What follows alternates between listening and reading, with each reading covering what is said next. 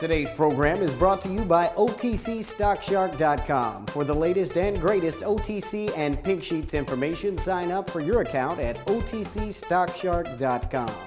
Thank you for tuning in to TBC Today. I'm Brandon Vincent. And I'm Angelina Soriano. In financial news, the U.S. plans to sell a portion of the $2.2 billion in trust securities that it obtained from Citigroup when it pledged to share in losses on a pool of the rescued bank's assets.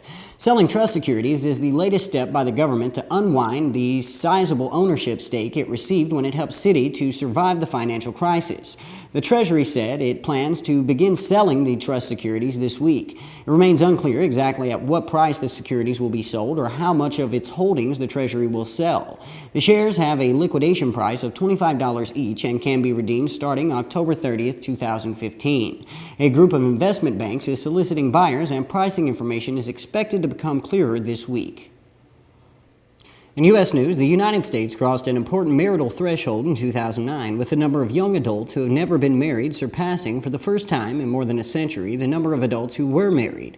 According to new data from the Census Bureau, a long-term decline in marriage accelerated during the severe recession, with more couples postponing marriage and often choosing to live together without tying the knot. Mark Mather of the Population Reference Bureau stated that people are unsure about their job security, and a lot of people lost their jobs. Getting married is obviously a big step, and if you're not comfortable about your future, it makes sense that you postpone a big decision like this. Among the total population 18 and older, the share of men and women who were married fell from 57% in 2000 to 52% in 2009. The share of adult women who were married fell below half to 49%.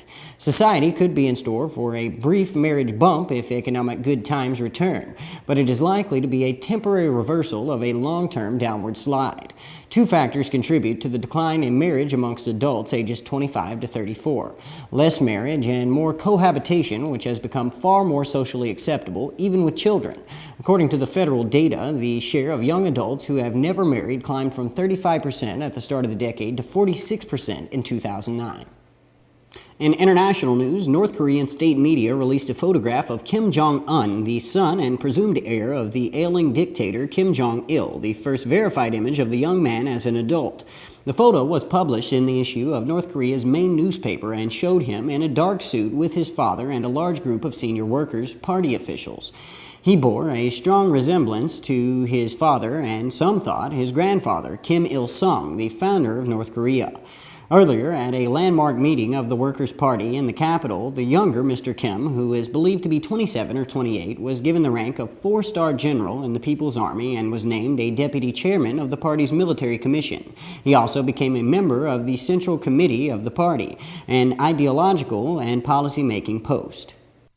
Attention if you have diabetes. Hello, I'm Alan Thicke. As the father of a child with diabetes, it's important that I keep up to date with the latest in treatments and technology. That's why I'm happy to tell you about a breakthrough in diabetes care through CCS Medical. You don't need to stick your fingers anymore. This new meter allows you to test on your arm, so it's virtually pain-free. Plus, it uses gold test strips. Real laser-etched gold in every strip provides the ideal testing surface for one of the most accurate readings possible. Best of all, CCS Medical can send you this meter at no cost. With CCS Medical, they deliver your diabetes supplies to your home. They work with Medicare or your insurance to process the paperwork. They even have nurses certified in diabetes available to answer questions. And for a limited time, CCS Medical will also send you a diabetes cookbook. All this from a company trusted and recommended by thousands of doctors around the country. Call CCS Medical today. In entertainment news, early 2012 suddenly is shaping up as a major launch pad for classic blockbusters showing in 3D. Hollywood studios, Paramount Pictures, 20th Century Fox, and Lightstorm Entertainment are mulling the 3D re-release of James Cameron's Titanic in April of 2012. That could put Titanic in theaters weeks after the 3D reissue of George Lucas' Star Wars Episode I: The Phantom Menace from Fox and Lucasfilm. Plans were announced this week to send out the first in a planned series of Star Wars films in 3D sometime between February and April of 2012. April 15th of 2012 marks the 100th anniversary of the Titanic slipping into the icy Atlantic, and Paramount marks its own centennial the same month. So, with Phantom Menace awaiting final slotting, there's a chance that Cameron and Lucas could arm wrestle over the fame. Lightstorm has completed tests of extended footage from Titanic, the second highest grossing film in history behind James Cameron's Avatar.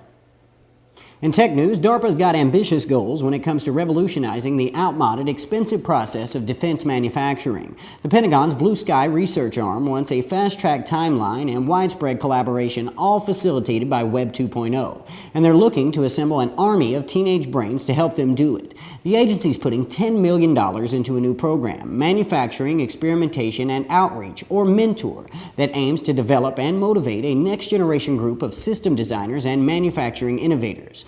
DARPA's looking for legions of high school students with a firm grasp on tools like Facebook and Twitter, who can work in a team within a single high school or across multiple high schools to design and develop cyber-electromechanical systems like go-karts, robots, or even unmanned aircraft.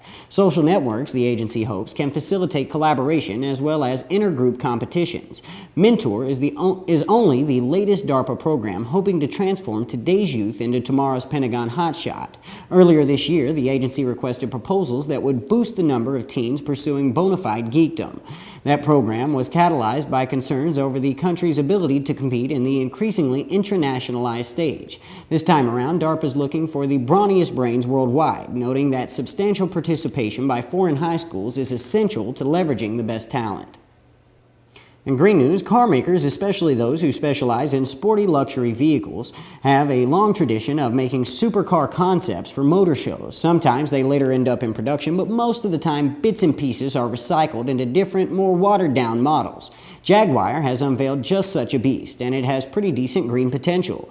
The CX-75 is a plug-in series hybrid, a bit like the Chevy Volt, but unlike the Volt, it has 4 electric motors, providing all-wheel drive. And when the battery is drained, it doesn't get recharged by a conventional gasoline engine. Rather, it uses twin micro-turbines, each generating 70 kilowatts by spinning at 80,000 RPMs.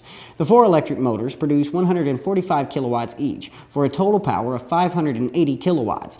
The top speed is 205 miles per hour. Acceleration from 0 to 62 miles per hour is achieved in 3.4 seconds, and from 50 to 90 miles per hour in 2.3 seconds. All this power seems like overkill, and I'd much rather see a car that looks just as good but is less powerful, lighter, and gets a longer electric range, and then gets better fuel economy once the battery is drained.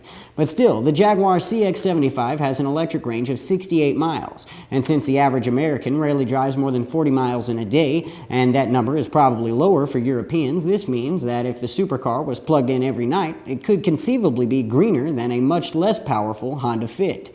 All of this is theoretical. The CX-75 might never reach production, and if it does, it would probably stay a small volume model. But if this design project has helped Jaguar engineers to get familiar with series hybrids and electric cars and to develop new technologies that can push the field forward, then it will be worth it. I'd rather see automotive engineers work on these kinds of things than the ever larger V8s like in the 90s and early 2000s.